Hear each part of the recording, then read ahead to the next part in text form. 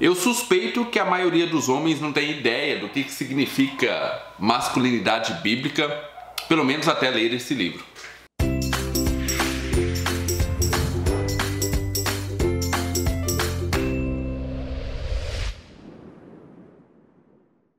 Olá pessoal, sejam muito bem-vindos ao canal Livros e Teologia. Meu nome é Rafael Pablo e hoje então nós temos um livraço aqui para fazer uma resenha muito especial de um livro muito bom. Mas antes eu gostaria de te convidar a ser membro do Concílio Livros e Teologia. Ali embaixo tem um botão chamado Seja Membro, você pode ser membro, você faz uma pequena contribuição mensal e tem alguns mimos para você. Obviamente esses mimos é apenas uma forma de eu agradecer a sua confiança, no Livros e Teologia. Então você vai ver os vídeos primeiro que todo mundo, alguns vídeos vão ser exclusivos para você e você também vai participar de um grupo exclusivo do Concílio Livros e Teologia. Clique lá embaixo no Seja Membro e apoie o nosso canal. Muito bem, o livro que nós vamos discutir hoje aqui é Homens de Verdade, o chamado de Deus para a masculinidade, do Richard D. Phillips, da editora Fiel. E tem um selinho aqui atrás também do Voltemos ao Evangelho. Esse é um livro muito interessante, porque se você é mais antigo aqui no canal, você vai saber que eu estou estudando basicamente dois assuntos. Estou estudando um pouco de teoria política, para entender um pouco essa loucura que está acontecendo, e também estou estudando sobre masculinidade bíblica. Esse é o meu segundo livro, a minha segunda leitura nessa minha saga aí de entender um pouquinho mais sobre esse assunto. O primeiro livro, já tem resenha aqui no canal também, é esse daqui, do Renato Vargens, também da editora Fiel, Masculinidade em Crise e seus efeitos na igreja. Eu vou deixar o link da resenha desse livro aqui lá embaixo na descrição e no primeiro comentário, se você quiser ver.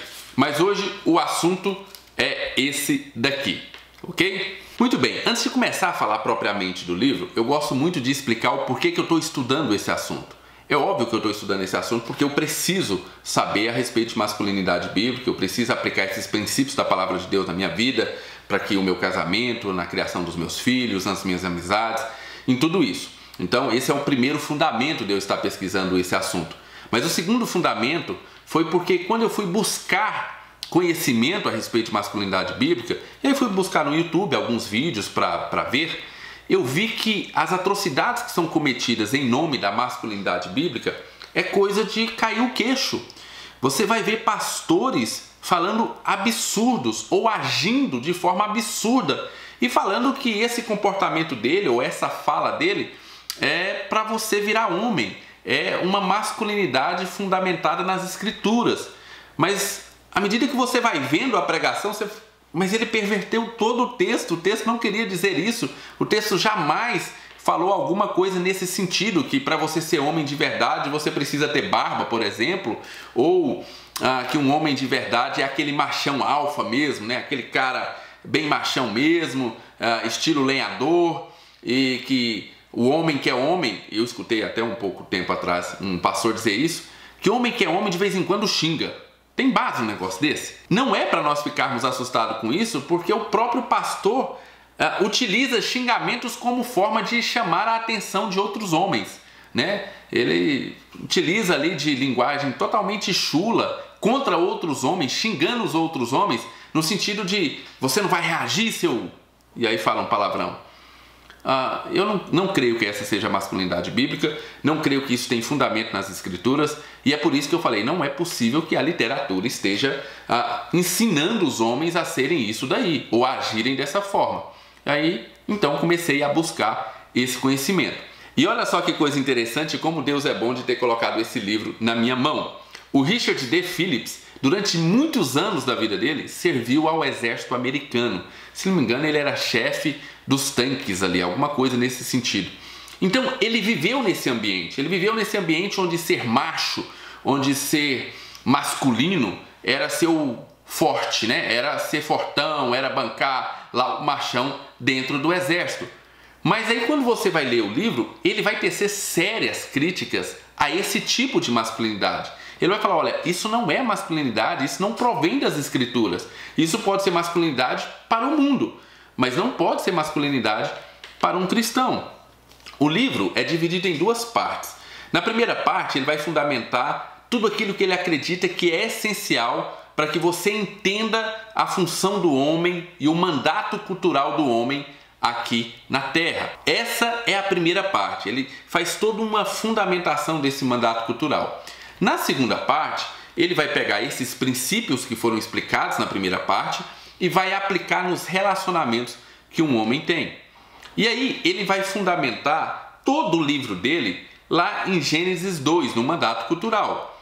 Ele vai utilizar sempre duas palavrinhas de lá, que é o cultivar e guardar. Segundo o autor, em qualquer lugar que nós estiver, ou o que nós estivermos fazendo, deve ser regido por essas duas palavras, cultivar e guardar. Então, como eu devo olhar, por exemplo, para o meu trabalho? Eu devo olhar com essas duas palavras em mente. Eu tenho que cultivar e guardar o meu trabalho. Eu vou explanar um pouquinho mais para frente a respeito disso. E aí, olha que interessante, lembra que eu disse que ele faz críticas, né, a essa masculinidade pregada por aí. Ele faz, logo no primeiro capítulo, uma crítica muito severa a esse livro aqui, ó, Coração Selvagem, do John Eldredge, Descobrindo o Segredo da Alma do Homem, da Thomas Nelson Brasil. Isso porque, segundo o Richard D. Phillips lá, fala que esse livro aqui é um sucesso lá nos Estados Unidos, desde que ele foi publicado. Vários homens, né, citam esse livro aqui como modelo de masculinidade. Mas para o Richard D. Phillips, esse livro aqui faz exatamente aquilo que eu falei lá no início. Esse livro aqui fala que o homem tem que ser aquele machão, que ele deve viver as aventuras e que isso faz parte do homem. É óbvio, não está falando para você viver aventuras sexuais, nada desse tipo. Mas que um homem de verdade é aquele, sabe, que vai para a selva viver as aventuras. Esse é um homem de verdade, essa é a verdadeira masculinidade bíblica. E aí, esse livro aqui vai falar que o verdadeiro homem foi criado para viver fora do jardim, para viver as suas aventuras fora do jardim, para desenvolver a sua masculinidade fora do jardim. E aí vem o Richard D. Phillips e fala negativo. Não foi para isso que o homem foi criado. E aí ele vai nos explicar o texto bíblico e fala, olha, se Deus quisesse que o homem vivesse ou descobrisse a sua masculinidade fora do jardim, em aventuras na selva, ele teria criado o homem e colocado ele fora do jardim. Mas ele criou o homem e colocou ele dentro do jardim. Então ele vai ter que desenvolver a sua masculinidade dentro do jardim. E ele explica essa questão de fora e dentro do jardim, qual que é a metáfora que ele quer dizer a respeito disso. Mas em suma, o que ele está dizendo é que a verdadeira masculinidade não é desenvolvida quando o homem vai para as suas aventuras. A verdadeira masculinidade é quando o homem fica no seu jardim, ou seja, na sua casa, com a sua esposa, com seus filhos, no trabalho, em todos esses lugares aí, nesses relacionamentos que ele tem, é que ele vai cultivar e guardar. É nesse ambiente que a masculinidade bíblica é desenvolvida e não no ambiente pregado por esses pastores e também, segundo Richard D. Phillips, por esse livro aqui. Nessa primeira parte, nós temos ainda o autor nos falando sobre uma teologia do trabalho. E ele vai dizer que nada é pior do que um homem preguiçoso. E ele cita uma coisa bem interessante no início desse capítulo, falando o seguinte: você já viu que o trabalho é tão dignificante que muitos defeitos de caráter de alguns homens são relevados porque ele é trabalhador? Quem, por exemplo, nunca ouviu alguém dizer assim, nossa, mas ele bebe muito, ou ele mente demais, e aí logo depois uma frase vem, não, mas é trabalhador. Então, o trabalho é tão dignificante que muitas pessoas relevam os defeitos de caráter do homem só porque ele é trabalhador. Não tem trabalho ruim, senhora. Ruim é ter que trabalhar. Não é que o autor apoie isso ou que o autor concorde com isso. Ele só quer explicar que o trabalho é sim uma parte fundamental e uma parte muito importante da vida do homem. E aí ele vai dizer que nós cristãos deveríamos ser os melhores trabalhadores que existem. Nós deveríamos ser excelentes em tudo que nós fazemos. Porque nós não estamos trocando só o nosso trabalho por dinheiro. Você não deve ir trabalhar para que no final do dia te paguem pelo aquele dia de trabalho. Essa não deve ser a sua motivação no trabalho. A Bíblia nos ensina que existe uma outra motivação. Que apesar de você estar trabalhando aqui na terra, o seu verdadeiro trabalho está sendo feito para o Senhor. Então nós cristãos deveríamos ter isso em mente. Nós não trabalhamos simplesmente em troca de dinheiro. Nós trabalhamos para o nosso Deus e por isso devemos fazer com excelência. Ele conta alguns exemplos aqui de pessoas que acreditam que justamente por ser cristão não precisariam ser tão excelentes assim no seu trabalho. Olha o absurdo nós estamos chegando. E aí, ele vai desenvolver aqui algumas dicas para você saber se você pode ou se você não pode trabalhar em determinadas áreas. Eu sei que tem muitas dúvidas a respeito disso, né? Tem gente, por exemplo, será que um cristão deveria trabalhar como recepcionista de um hotel? Será que um cristão pode trabalhar vendendo bebida alcoólica ou qualquer coisa desse tipo? E ao invés de dar essas respostas simples, ele estabelece alguns princípios que você deveria saber a respeito do seu trabalho, porque muitas vezes o seu trabalho não é tão escandaloso assim, como por exemplo, trabalhar numa recepção de um hotel, mas o seu trabalho é tão ruim quanto. Você só não percebeu porque ele é aceito pela comunidade. Mas será que Deus realmente aceita o tipo de trabalho que nós estamos desenvolvendo? Ele lança alguns princípios muito importantes para você fazer essa análise a respeito do seu trabalho. Muito bem, pessoal, antes de continuar com a resenha desse livro, Homens de Verdade, eu gostaria de te convidar a se inscrever no canal. Inscreva-se lá embaixo, acione o sininho para você não perder nenhum dos nossos vídeos. Bem, na segunda parte do livro, o autor vai pegar tudo aquilo que foi ensinado na primeira parte, todos os princípios, e vai aplicar nos relacionamentos do homem. Então ele vai aplicar no casamento, filhos, amizade, igreja e no relacionamento com Deus. E aí, para o casamento, que é a parte mais desenvolvida aqui no livro, tem 3 capítulos só para falar sobre casamento, ele vai falar que nós sempre devemos saber ou ter consciência de que o casamento foi instituído por Deus, mas o casamento sofreu com a questão da queda. Então, o casamento também teve alguns problemas, veio alguns problemas da queda para dentro do casamento. E a gente precisa ter essa noção. Nós não podemos olhar para o casamento como se fosse algo que estivesse à parte do pecado, estivesse à parte da queda do homem. Mas, ao mesmo tempo, ele vai dizer que a obra de Cristo, assim como a obra de Cristo nos redime, a obra de Cristo também redime o casamento. Há redenção para o casamento também. E essa é uma parte muito bonita do livro. Ele explana isso de uma forma muito legal. Você entende como o casamento foi instituído, como ele sofreu com o pecado e logo depois você entende como ele faz parte dessa redenção também da obra de Cristo. E aí ele vai terminar essa parte sobre casamento falando sobre a função do homem no casamento. E aí ele repete aquilo que ele falou lá no início. Qual que é a função do homem no casamento? Cultivar e guardar. E aí ele explica, dentro do casamento, o que quer dizer cultivar? Dentro do casamento, o que quer dizer guardar? Isso é muito interessante. Ele faz uma pergunta aqui que me deixou com extrema vergonha. Ele fala, olha, será que se eu chegar aí para você e perguntar, você sabe qual é a coisa primordial que está no coração da sua esposa? Você sabe qual que é o anseio dela nesse momento? Qual que é o principal anseio dela nesse momento? Se você não souber, pode ser que você ainda não entendeu o que é cultivar e guardar o seu casamento. Muito bem, nessa parte do casamento, em um desses capítulos que ele fala sobre casamento, ele fala também para os solteiros. Ele dá uma palavra aqui para os solteiros, e uma palavra muito legal. Ele fala a respeito da criação. Ele fala, olha, quando Deus criou todas as coisas, ele falou que tudo era muito bom, mas teve só uma coisa lá na criação que Deus falou que não era bom, que é o homem ficar só. Fala, não é bom que o homem fique só. E aí ele vai discorrer, mas no final ele vai concluir. Fala, olha, se você é solteiro, Deus está dizendo para você hoje, não é bom que você fique só, a não ser que você tenha o dom do celibato. Ele faz essa exceção, mas o celibato são para poucos.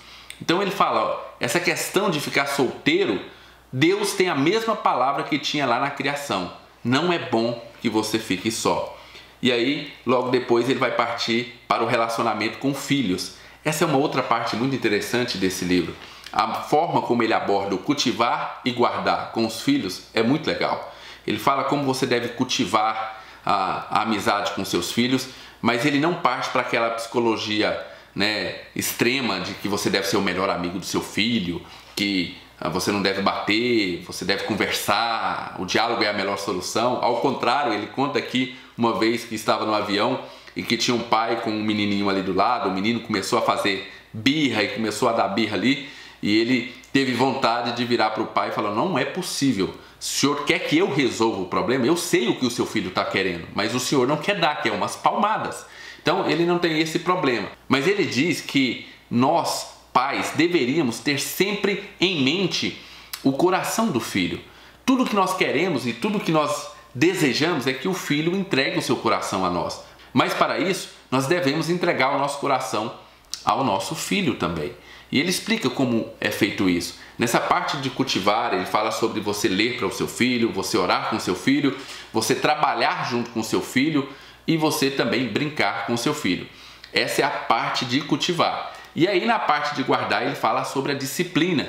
E ele lista diversos homens de Deus que tiveram sérios problemas com os seus filhos por não discipliná-los. E grandes homens, homens que são verdadeiros heróis da fé, mas que nessa questão de disciplinar os seus filhos falharam e isso trouxe consequências desastrosas para ele e para os filhos dele.